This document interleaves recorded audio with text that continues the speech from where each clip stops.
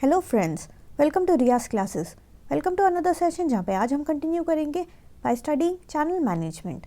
This topic is part of unit 13 of the subject marketing management of MCO 06 MCOM second year IGNOU. Before we begin, if you like the videos that I am sharing, do hit the like button. Do share your comments to let me know you find all this useful for your studies. Also, don't forget to subscribe so that you won't miss out on watching and learning from my videos. So let us begin with our session. जो third हमारा step है that is motivating channel members. तो हमारे जो channel members हैं उनको हमने select भी कर लिया, उसको ट्रेनिंग भी दे दी, बट उनको जो है बीच बीच में मोटिवेट करते रहना भी बहुत ज़्यादा ज़रूरी है, क्योंकि मोटिवेट करने से वो जो है उनका आपको सुपीरियर परफॉर्मेंस मिलेगा। इसके लिए आपको अंडरस्टैंड करना होगा नीड्स एंड उनके वांट्स को। जब भी मोटिवेशन वर्ड आता है, मोटिवेट आप किसी को भी अगर आपको मोटिवेट करना है तो आप तभी किसी को मोटिवेट कर पाओगे जब उसका नीड और वांट जो है आपको पता हो। ठीक है, तो आपको यहाँ पे देखना है कि आपके इंटरमीडियरी का नीड क्या है, उसका वांट क्या है, उस हिसाब से आपको उसको एक पार्टनर की तरह लेके चलना है। ठीक है, उसको ये यकीन दिलाना है कि हम जो है एक पार्टनरशिप में हैं, हमारा एक जॉइंट एफर्ट है। क्यों हम ये काम कर रहे हैं कि हमारा जो अल्टीमेट एंड यूज़र है उसके नीड को सेटिस्फाई करने के लिए। ठीक है, तो इस तरीके से आपको उस इंटरमीडियरी को प्रॉपरली कम्युनिकेट करना पड़ेगा, प्रॉपरली मोटिवेट करना पड़ेगा, प्रॉपरली ये यकीन दिलाना पड़ेगा कि आप जो है बहुत ही अच्छा काम कर रहे हो और आप जो है एक पार्टनरशिप में आप एक जॉइंट एफर्ट इस तरीके का कर रहे हो कि आपका एंड यूज़र का जो नीड है वो सेटिस्फाई हो जाए इस प्रोडक्ट को यूज़ करके। तो यहाँ पे मोटिवेशन जो है वो बहुत ज़्यादा ज़रूरी है पूरे आपके चैनल मेंबर्स को और पूरे चैनल को अच्छे से मैनेज करने के हमारा जो मैन्युफैक्चरर और इंटरमीडियरी है उनके बीच में जब भी मोटिवेशन वगैरह चलता रहेगा तो उनके बीच में एक पावर रिलेशनशिप बन जाता है। और पावर रिलेशनशिप जो होता है डिफरेंट तरीके का पावर रिलेशनशिप हो जाता है, और ये पावर रिलेशनशिप ज़रूरी होता है कॉपरेशन के लिए between the intermediary and the our manufacturer. ठीक है, तो इन दोनों के बीच में कॉपरेशन जब भी चलेगा तो कुछ ना कुछ टाइप का पावर इन्वॉल्व होगा। The first type of power that will be involve will be coercive power. ठीक है, कोअर्सिव पावर में क्या होता है, जो हमारा मैन्युफैक्चरर होता है वो थ्रेटन करता है। ठीक है, यहाँ पे थ्रेट यूज़ होता है, हमारा मैन्युफैक्चरर थ्रेट यूज़ करता है कि अगर तुमने ये काम नहीं किया तो मैं ये कर दूंगा। तो यहाँ पे थ्रेट यहाँ पे यूज़ करेगा हमारा मैन्युफैक्चरर इंटरमीडियरी पे अपना काम करवाने के लिए। सेकेंड जो टाइप ऑफ पावर रहता है वो होता है रिवॉर्ड पावर, जहाँ पे मैन्युफैक्चरर जो होता है कुछ ना कुछ एक्स्ट्रा बेनिफिट जो है हमारे इंटरमीडियरी को ऑफर करता है। ठीक है, तो यहाँ पे एक्स्ट्रा बेनिफिट ऑफर करेगा हमारा manufacturer to our intermediary. Next जो पावर है that is called legitimate power. Legitimate power यानी कि anything that is derived from law. यहाँ पे लॉ से पावर मिलती है, यानी कि जो भी कॉन्ट्रैक्ट बना होगा between our manufacturer and the intermediary, वो उस कॉन्ट्रैक्ट के बेसिस पे सब कुछ जो होगा वो उस कॉन्ट्रैक्ट में लिखा होगा। और अगर उसके खिलाफ कुछ किया हमारे इंटरमीडियरी ने तो फिर सीधा हम उसको कोर्ट में ले जाएंगे, क्योंकि यहाँ पे लेजिटिमेट पावर का यहाँ पे हम इस्तेमाल कर रहे हैं। नेक्स्ट जो टाइप ऑफ पावर होता है वो होता है एक्सपर्ट पावर, यानी कि क्योंकि हमारा मैन्युफैक्चरर जो होता है वो मैन्युफैक्चर करता है हमारे गुड्स को, तो उसको स्पेशलाइज्ड नॉलेज होती है इस गुड्स के बारे में। तो वो स्पेशलाइज्ड नॉलेज के कारण जो होता है हमारा जो इंटरमीडियरी है वो उसको रिस्पेक्ट करता है। ठीक है, बट वंस वो स्पेशलाइज्ड पावर हमारे इंटरमीडियरी को पता लग गई, हमारे इंटरमीडियरी को वो नॉलेज पता लग गया, तो क्या होगा, मैन्युफैक्चरर का जो भी एक्सपर्ट पावर था वो धीरे धीरे वीकन हो जाएगा। वीकन ऑब्वियसली इसलिए होगा क्योंकि इंटरमीडियरी को तो अब पता लग गया, अब उसको ज़्यादा मैन्युफैक्चरर को भाव देने की ज़रूरत नहीं है, क्योंकि उसको पता लग गया कि भाई सीक्रेट क्या है। ठीक है, तो यहाँ पे आता है जो टाइप ऑफ पावर होता है it is known as expert power.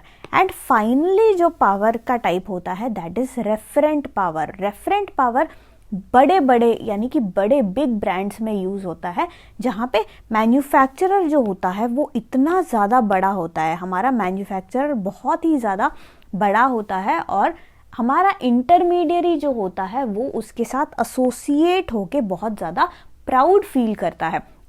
For example बड़े बड़े कंपनीज जैसे कि HP हो गया, IBM हो गया, IBM के जो इंटरमीडियरीज होंगे वो शान से बोलते होंगे कि भाई हम जो है IBM के लिए काम कर रहे हैं, हम जो है हमारा जो मैन्युफैक्चरर है वो डायरेक्ट कौन है, वो HP है। तो यहाँ पे जो होता है ये रिस्पेक्ट की बात होती है एक, क्योंकि आप इतने बड़े ब्रांड हो, आपका जो इंटरमीडियरी है आपको सीधे सीधे रिस्पेक्ट दे रहा है, ठीक है।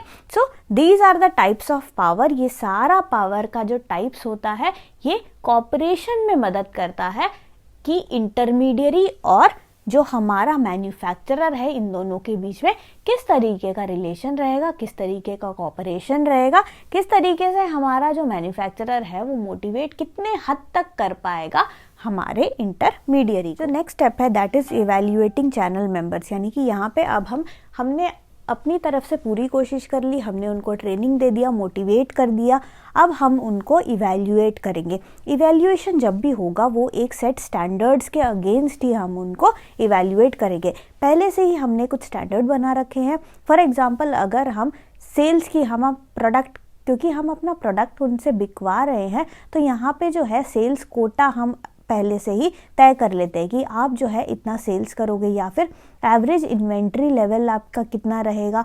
तो इस तरीके के चीज़ें जो है ये आपके स्टैंडर्ड बन जाते हैं और इस स्टैंडर्ड के अगेंस्ट आप इवैल्यूएट करोगे कि आपके इंटरमीडियरी ने परफॉर्मेंस जो है वो कितना दिया। अब यहाँ पे इवैल्यूएशन करने का फ़ायदा क्या है, आप क्यों इवैल्यूएट कर रहे हो अपने चैनल मेंबर्स को? आप इवैल्यूएट इसलिए कर रहे हो क्योंकि भाई आप सीधा सीधा पैसा भी पे कर रहे हो, ठीक है। ये आपके लिए एक बहुत बड़ा कॉस्ट है। जो चैनल मेंबर्स है, जो इंटरमीडियरीज हैं, उनको हायर वगैरह करने के लिए आपकी कंपनी ने बहुत पैसे लगाए हैं और अगर वो चैनल मेंबर्स ठीक से काम ही नहीं कर रहे हैं तो क्या होगा, आपके कस्टमर जो है बिल्कुल पक जाएंगे, आपके कस्टमर्स को बिल्कुल भी अच्छा नहीं लगेगा ये इंटरमीडियरीज का, तो वो सीधा सीधा आपके प्रोडक्ट के सेल पे इफेक्ट करेगा जो डायरेक्टली आपके प्रॉफिट को हैम्पर करेगा। तो यहाँ पे जो है इवैल्यूएट आपको करते रहना पड़ेगा क्योंकि आप बहुत ही हैवी प्राइस पे कर रहे हो इन सब के लिए। और जो भी अंडर परफॉर्मर जो है, अगर आपको दिखेगा कि कोई भी बंदा, कोई भी इंटरमीडियरी जो जिसको आपने हायर कर रखा है वो ठीक से अगर काम नहीं कर रहा तो आप क्या करोगे, इमीडिएटली या तो उसको टर्मिनेट करोगे या फिर कोई ऑल्टरनेटिव उसको लाओगे या फिर आप उसको क्या करोगे, काउंसलिंग वगैरह दोगे। पहले से ही सीधा सीधा टर्मिनेट नहीं करोगे, पहले धीरे धीरे उसको काउंसिल करोगे, उसके साथ बात करोगे कि भाई तुमको दिक्कत कहाँ हो रही है, मेरा प्रोडक्ट जो है सेल करने में दिक्कत आ रही है कि ऐसा है कि कस्टमर आके तुमसे हमारे प्रोडक्ट के बारे में पूछ रहा है कुछ और तुम्हें उसकी नॉलेज नहीं है, कि कहीं नॉलेज की कमी हो रही है या क्या चीज़ की कमी हो रही है। और उस कमी को देखकर हम क्या करेंगे, हम रीमोटिवेट करेंगे, ठीक है। उन्हीं इंटरमीडियरीज को हम क्या करेंगे, वी विल रीमोटिवेट देम, हम फिर से रीमोटिवेट करेंगे। और अगर इससे भी बात नहीं बनी तो फाइनली हम क्या करेंगे, उस कॉन्ट्रैक्ट को टर्मिनेट कर देंगे, ठीक है। तो हम उस इंटरमीडियरी को ही हटा देंगे क्योंकि उससे जो है हमें कोई भी फायदा नहीं हो रहा है, उल्टा हमारी बेइज्जती और हो रही है कस्टमर के सामने, हमारा जो ब्रांड का जो इमेज है वो बहुत बुरी तरीके से इम्पैक्ट हो रहा है, वो भी नेगेटिव तरीके से इम्पैक्ट हो रहा है। तो यहाँ पे इवैल्यूएशन जो है वो बहुत ही ज़्यादा इंपॉर्टेंट स्टेप है। जो नेक्स्ट स्टेप है वो है आपका 5th स्टेप, जो कि है मॉडिफाइंग चैनल अरेंजमेंट, यानी कि आपको बीच बीच में मॉडिफाई करते रहना पड़ेगा। आपने एक प्रॉपर चैनल अरेंजमेंट तो बना लिया, उसको आपको प्रॉपरली इवैल्यूएट करते रहना पड़ेगा, ठीक है। इवैल्यूएट करते रहना पड़ेगा। कुछ भी कहीं पे भी आपको गड़बड़ दिखता है या कहीं पे भी आपको दिखता है कि आपका सेल्स जो है वो कम हो रहा है, प्रॉफिट जो है वो कम आ रहा है, तो उस केस में आपको मॉडिफिकेशन उसमें करते रहना पड़ेगा। क्योंकि हमारा जो कंज्यूमर है, कंज्यूमर का बाइंग पैटर्न जो है वो कॉन्स्टेंटली चेंज होता रहता है। जब भी आपका न्यू प्रोडक्ट इंट्रोड्यूस होगा तब आप देखोगे कि आपके प्रोडक्ट का डिमांड जो है वो ज़्यादा रहता है, क्योंकि आपका प्रोडक्ट जो है वो नोवेल प्रोडक्ट है, वो एक न्यू प्रोडक्ट है, तो कस्टमर ऑब्वियसली क्यूरियस होगा, है ना। स्टार्टिंग के स्टेज में हमारा जो कस्टमर है वो क्यूरियस रहता है और उस क्यूरियोसिटी के कारण उस नए प्रोडक्ट को वो खरीदता है एंड उस टाइम में आपको जो है आपको ज़्यादा सेल आपको देखने को मिलता है। इसी प्रकार धीरे धीरे क्या होता है, धीरे धीरे जिस हिसाब से आपका प्रोडक्ट बढ़ता चला जाता है वहाँ पे आपको प्रॉफिट भी मिलने लगता है, और जहाँ पे प्रॉफिट आएगा वहाँ पे कौन अट्रैक्ट होगा, वहाँ पे हमारा कॉम्पिटिटर अट्रैक्ट होगा, ठीक है। और कॉम्पिटिटर क्या करेगा, अपने सब्स्टिट्यूट प्रोडक्ट को लेके आएगा, क्योंकि कॉम्पिटिटर का प्रोडक्ट जो होगा वो हल्का सा क्या करेगा, प्राइसिंग को थोड़ा सा कम रखेगा। तो इससे क्या होगा, हमारा जो भी कस्टमर है वो कस्टमर उसका प्रोडक्ट खरीदने लगेगा, जिससे कि हमारा कंज्यूमर का बेस, हमारा जो सेल्स है, हमारा जो प्रॉफिट है वो धीरे धीरे कम होता चला जाएगा। तो ये सारा क्या है, ये सारा एक तरीके से प्रोडक्ट लाइफ साइकिल है।